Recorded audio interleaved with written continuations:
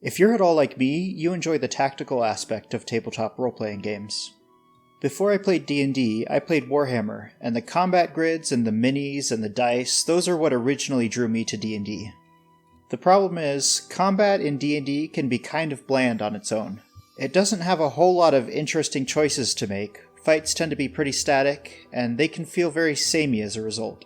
Fixing these problems is possible, but it requires a fair bit of work from the DM, because WotC hasn't given DMs any good rules, systems, or tools to work with. And, well, that's why I'm here. In my time DMing, I've developed an easy-to-use system I use to make combats dynamic, tactical, and memorable.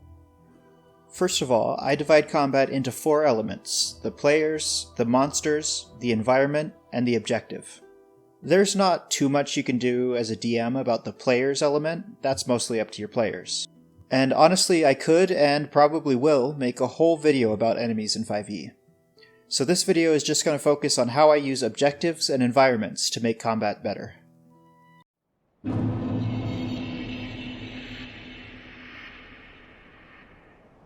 Combats without objectives are fine. They're fine, there's nothing wrong with them.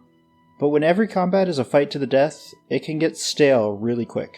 I keep a list of every interesting objective that I think of that could apply to D&D. I just keep it in my phone, and every time I get a new idea, I add it to the list. Then, whenever I want to make a combat more interesting, I'll just go through my list and find something that fits what's going on in my game. I've got these numbered too, just in case I ever want to roll randomly. Here's my current list of objectives and how to implement each of them. Survive.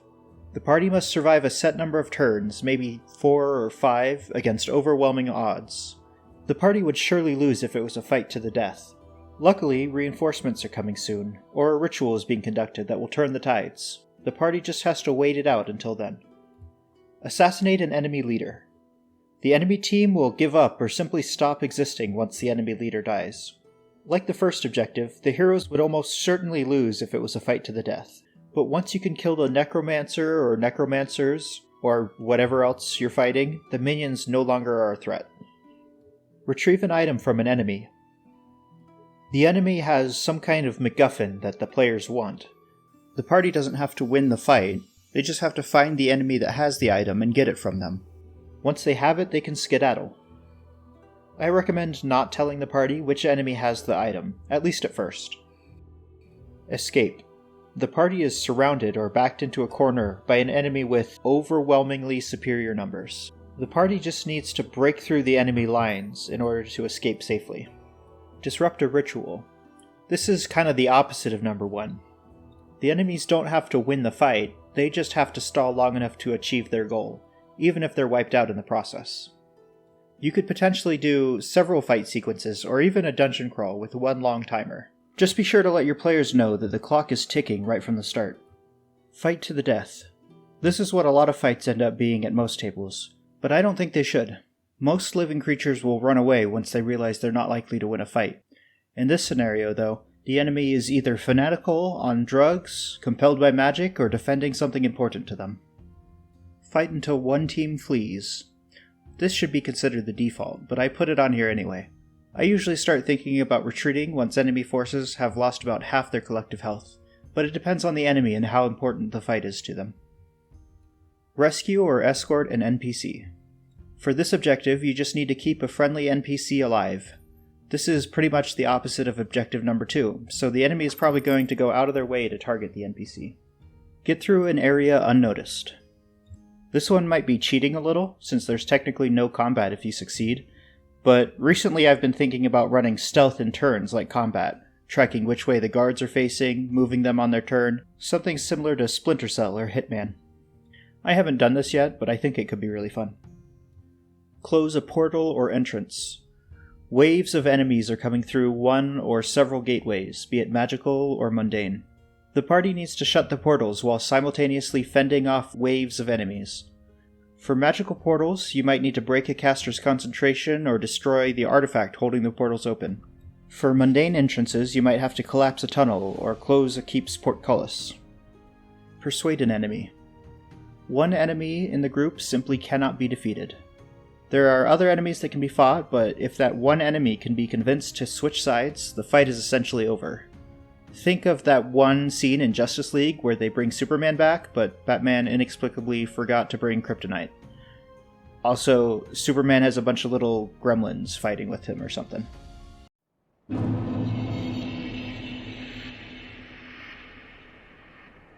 Objectives on their own can spice up a combat nicely, but if I don't want an objective, or I just want to make it extra weird and wacky, I'll add in an environmental twist. I've got a lot of these, so I'll keep the explanations brief. Heavy rain or fog. Sightlines are limited, so range attacks have disadvantage after 15 feet.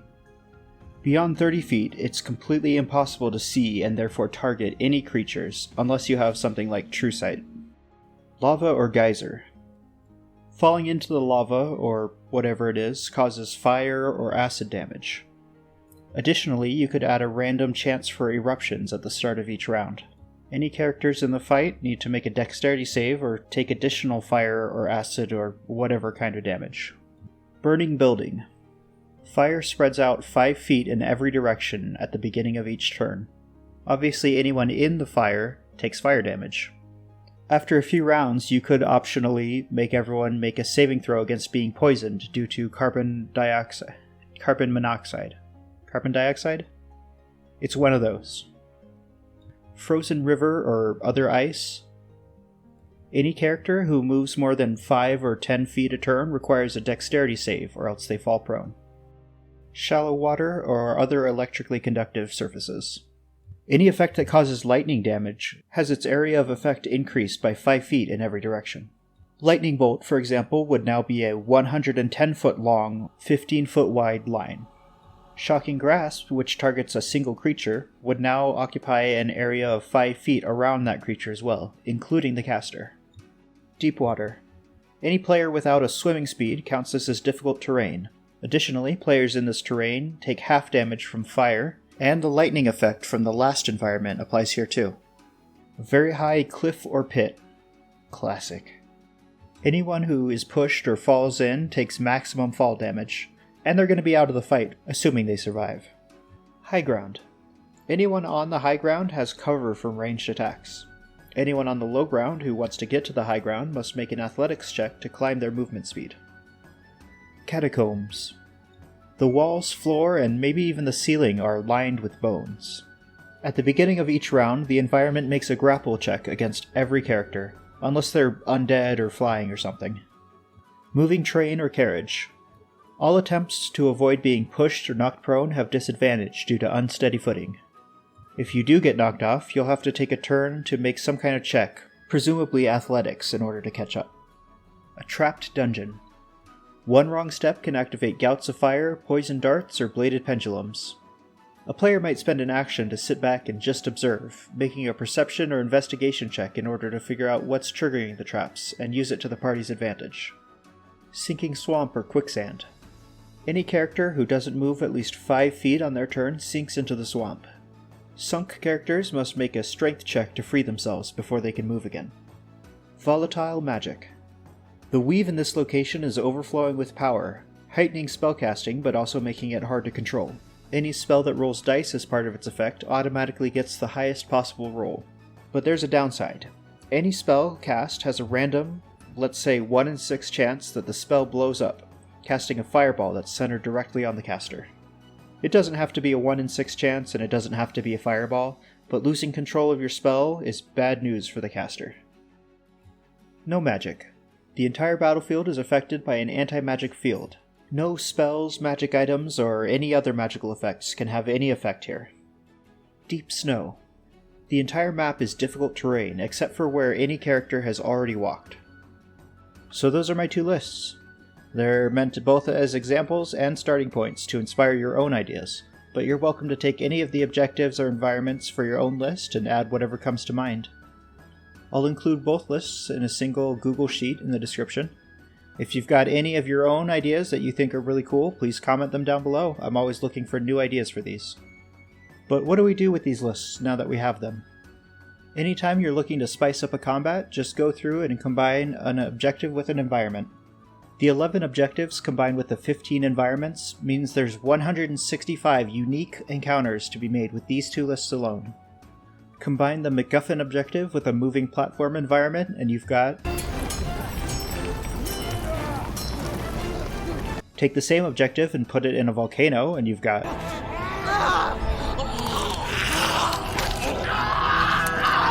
If you're not confident in your combat DMing, don't feel bad. There's a lot to keep track of.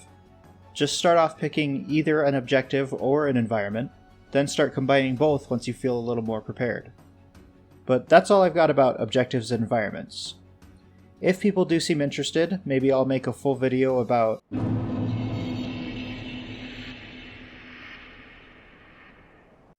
Okay, I'll just touch on this real quick. Official enemies in 5e are kinda boring, but it is still possible to make monster manual creatures interesting without changing anything about them. Just use 2 different types of enemies. A battle against 4 knights presents a lot less interesting options than a battle against 3 knights and a priest. Do I attack this knight or that one? Becomes, do I protect my backline from these knights, or do I run past them and attack the priest who's buffing them? I wouldn't recommend using more than 3 different enemy types, unless you know what you're doing. It can bog the game down quite a bit. Okay, that's it though. I'm not even going to touch on...